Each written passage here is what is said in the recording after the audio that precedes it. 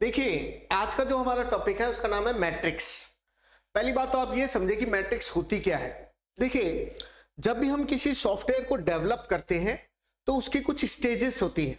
जैसे सबसे पहले सॉफ्टवेयर का एनालिसिस किया जाता है, हमें समझना पड़ता है कि सॉफ्टवेयर हम लोग बना सकते हैं या नहीं बना सकते हैं। इसके अलावा हम ये समझते हैं कि यूजर क्या चाहता है, उसकी इंफॉर्मेशन हम लोग कलेक्ट करते हैं। जैसे कि मैं आगे की वीडियो में ये चीजें आपको एनालिसिस से रिलेटेड आपको बताऊंगा। इसी तरह से अगली जब स्टेज होती है, जब हम डिसाइड कर लेते हैं कि हाँ, ये सॉफ्टवेयर हमें यूजर की रिक्वायरमेंट हमें समझ में आ गई है, तो क्यों ना हम उस सॉफ्टवेयर को डेवलप किया जाए। जैसे ही हम लोग सोचते हैं कि यार सॉफ्टवेयर को बनाया जाए, तो हमारे दिमाग में अभी आप लोग ही सोच के देख लो, आप अगर सोचते हो कि यार मुझे सॉफ्टवेयर बनाना है, डिसाइड हो गया, आपको समझ में आ गया कि यूजर क्या चाह रहा है, आपकी वेबसाइट बनवाना चाह रहा है या आपसे सॉफ्टवेयर बनाना चाह रहा है, तो आपके मन में पहला क्वेश्चन ये आएगा कि मैं उससे पैसे कितने मांगू, मेरा रेम्यूनरेशन कितना होगा, खर्चा कितना लूं उससे। तो देखो, एक तो था कोकोमा मॉडल, मैंने आपको बताया था, वो तो था कॉस्ट एस्टिमेशन। अब आज हम लोग ये देख रहे हैं कि हमने ये तो देखा कि हमारी टीम को बनाने में, हमारे डेवलपमेंट करने में, सॉफ्टवेयर में, वो तो हुआ प्रोग्रामर की तरफ से। लेकिन हम यूजर से कितना पैसा लेना चाहते हैं, वो हमारी मैट्रिक्स है। तो आप खुद ही सोचो, आप यूजर से कैसे, मान लो आपने 10 पेज की वेबसाइट बनाई, तो आप पैसे कैसे मांगोगे? या आपने कोई सॉफ्टवेयर लिखा है, कोडिंग लिखी है, टाइप करिए, तो पैसे कैसे मांगोगे? दो तरीके होते हैं किसी से पैसे लेने के, सॉफ्टवेयर डेवलपमेंट के या वेबसाइट डेवलपमेंट के या एंड्रॉयड डेवलपमेंट के। एक तो होता है साइज ओरिएंटेड और एक होता है फंक्शन ओरिएंटेड। साइज ओरिएंटेड मतलब ऐसे नहीं इतना साइज, ये नहीं। साइज ओरिएंटेड मतलब नंबर ऑफ लाइंस, जैसे कि मैंने कई जगह KLOC लिखा है, लाइन ऑफ कोड।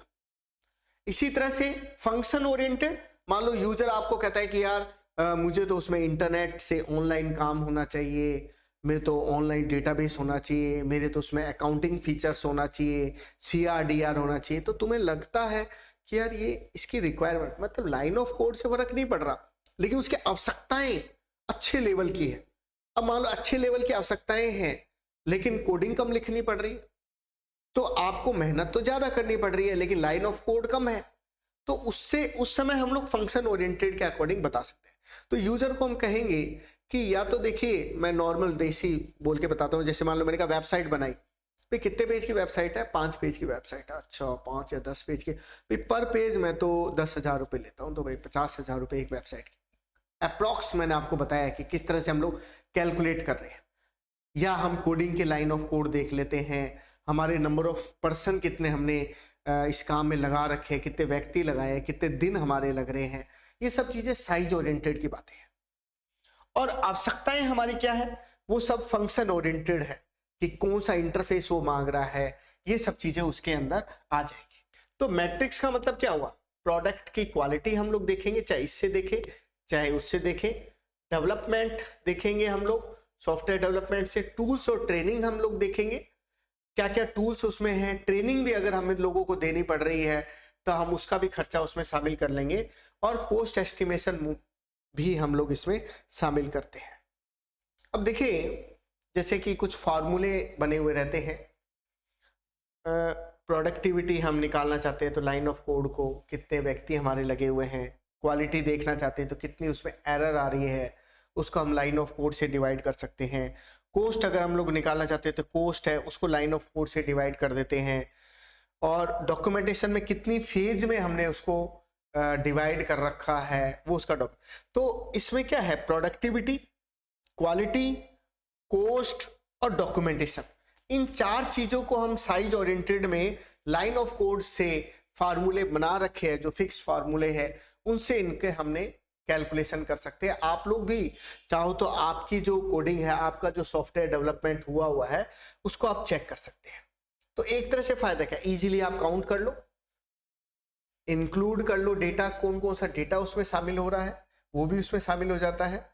और आप लाइन ऑफ कोड के अकॉर्डिंग काम करते हो, ये इसके कुछ एडवांटेज हो गए। इजीली है, बस लाइन ऑफ कोड आपको पता लग जाए, बस सीधा आप तो बस फार्मूले में लगाओ, आपको पता लग जाए प्रोडक्टिविटी कैसी है, क्वालिटी कैसी है, कॉस्ट क्या है, डॉक्यूमेंटेशन का खर्चा कितना पड़ रहा है, सब चीजें आपकी आ जाएगी। एक दिक्कत क्या है, नुकसान आपको खुद को भी पता लग रहा होगा कि यार प्रोग्रामिंग लैंग्वेज, मान लो कोई पाइथन में प्रोग्रामिंग करेगा, तो पाइथन में जो सी लैंग्वेज की जो प्रोग्रामिंग है उसकी तुलना में पाइथन की प्रोग्रामिंग तो 5 लाइनों में होती है और सी की प्रोग्रामिंग उसकी तुलना में 3 गुना ज्यादा लाइन लगते हैं, तो उससे फर्क पड़ सकता है, हमारे नुकसान हो सकता है। वो कह देगा पाइथन में कोडिंग करो। इसके अलावा काउंट करना पड़ता है हमें नंबर ऑफ लाइन, भाई लेके बैठ गए हम लोग, काउंट करे जा रहे हैं करे जा रहे हैं करे जा रहे हैं, तो इसमें भी हमें दिक्कत आ सकती है। नॉन प्रोसीजरल में दिक्कत ज्यादा आती है। भाई प्रोसीजरल लैंग्वेज जो होती है जिससे फंक्शन होते हैं उसमें तो दिक्कत नहीं आती, लेकिन नॉन प्रोसीजरल में हमें क्या रहती है, दिक्कत रहती है। और इसके अलावा अगर आप प्लेइंग से संबंधित, मतलब डिजाइनिंग फेजेस पे प्लेइंग का कोई काम है, गेम्स का काम है, तो भी इसमें दिक्कत आती है। फंक्शन ओरिएंटेड क्या होता है, फंक्शन ओरिएंटेड सीधा, इसके बारे में मैं अभी इसको मिटा के और भी बहुत सारी चीजें आपको इसमें बताऊंगा। फंक्शन ओरिएंटेड में आप यूजर क्या इनपुट ले रहा है, यूजर क्या आउटपुट दे रहा है, यूजर की इंक्वायरी कितने तरीकों से लेना चाहता हूँ, कहता है मुझे ऐसी भी इंक्वायरी चाहिए, ये भी इंक्वायरी चाहिए, नंबर ऑफ फाइल्स कितनी बन रही है, फाइल बनेगी, डेटाबेस बनेगा, उस पर भी डिपेंड करता है। और उसके अलावा एक्सटर्नल इंटरफेस क्या है, एक्सटर्नल इंटरफेस वर्ड समझ लेना। एक्सटर्नल इंटरफेस मतलब बाहर से क्या क्या इंटरफेस आप लोग जो है उसमें शामिल कर रहे हैं, उसके अकॉर्डिंग हम अलग अलग पोस्ट अपने अकॉर्डिंग डिसाइड कर सकते हैं। इसको हम लोग बोलते हैं फंक्शन ओरिएंटेड। अब देखिए फंक्शन ओरिएंटेड में कुछ बातें और आपको ध्यान रखनी पड़ती है कि अगर आप फंक्शन से संबंधित काम कर रहे हैं तो आपको रिलायबल बैकअप और रिकवरी भी शामिल करनी पड़ेगी। मतलब अगर आप कोस्ट शामिल कर रहे हैं तो आपको देखना पड़ेगा कि जो भी आपका सॉफ्टवेयर है उसका जो भी आउटपुट आ रहा है उसका बैकअप आप लेके रखें, और अगर जरूरत पड़े तो उससे रिकवरी की जा सके, उसके अकॉर्डिंग भी आप कोस्ट कैलकुलेट कर सकते हैं। डेटा कम्युनिकेशन मेथड वो कौन सा यूज कर रहा है, डेटा कम्युनिकेशन के लिए ऑनलाइन मेथड कोई यूज कर रहा है या कोई वो ऑफलाइन मेथड यूज कर रहा है, कोई चैटिंग का मेथड वो शामिल करना चाहता है, तो उसकी कोस्ट भी आप उसमें शामिल कर सकते हैं।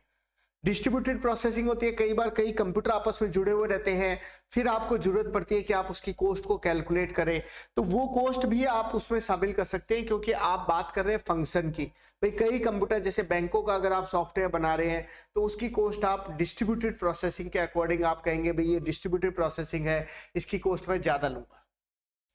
क्रिटिकल परफॉर्मेंस आपकी अच्छी आनी चाहिए, अच्छी परफॉर्मेंस है अच्छी कोस्ट होगी, लेस परफॉर्मेंस है लेस कोस्ट रखोगे आप। ऑनलाइन, कई लोग ऑनलाइन डेटा प्रोसेसिंग करवाते हैं, जैसे आजकल होता है कि भाई सारा रेलवे रिजर्वेशन में टिकट बुकिंग आप लोग करवा रहे हैं, या ऑनलाइन आप परचेजिंग शॉपिंग का कोई सॉफ्टवेयर या वेबसाइट बनवा रहे हैं, तो उसकी कोस्ट उसमें शामिल रहेगी। एक्सटर्नल प्रोसेसिंग भी आपको अतिरिक्त प्रोसेसिंग भी करनी पड़ रही है नॉर्मल प्रोसेसिंग के अलावा। रीयूजेबिलिटी, आप कोडिंग में जो कोडिंग जो है उसको आप रीयूज कर सकते हैं, ठीक है, तो उसमें कुछ कंपोनेंट रीयूज भी हो जाएंगे। कन्वर्जन और इंस्टॉलेशन कोस्ट भी आप फंक्शन ओरिएंटेड में शामिल करते हैं। भाई आपको कई बार सॉफ्टवेयर है किसी प्लेटफॉर्म पे नहीं चल रहा है, जैसे कोई हार्डवेयर पे नहीं चल रहा है या किसी सॉफ्टवेयर की दिक्कत आ रही है, ऑपरेटिंग सिस्टम की दिक्कत आ रही है, तो कन्वर्जन कोस्ट भी उससे शामिल होगी। भाई आज 32 बिट वाले सॉफ्टवेयर चल रहे हैं, कल 64 बिट वाले सॉफ्टवेयर चल रहे हैं, तो कोस्ट शामिल होगी उसकी। इसी तरह से इंस्टॉलेशन करना भी आपके ऊपर डिपेंड करेगा, तो वो कोस्ट भी आप उसमें शामिल करेंगे। मल्टीपल इंस्टॉलेशन करवानी पड़ रही है, अलग अलग कंप्यूटर पे अलग अलग इंस्टॉलेशन करनी पड़ रही है, वो कोस्ट भी उसमें शामिल होगी। डिफिकल्ट टू कलेक्ट डेटा, कई बार डेटा को कलेक्ट करना जो है वो भी आप उसमें शामिल कर सकते हैं। तो दो तरीके होंगे आपके, एक तो साइज ओरिएंटेड, मैंने आपको शुरू में बताया कि किस तरह से हम उसमें कोस्ट कैलकुलेट कर रहे थे। फंक्शन ओरिएंटेड में सब चीजें उसमें हम लोग फंक्शन को ही देख रहे हैं और किसी चीज को नहीं शामिल कर रहे हैं। तो ये था हमारा टॉपिक मैट्रिक्स।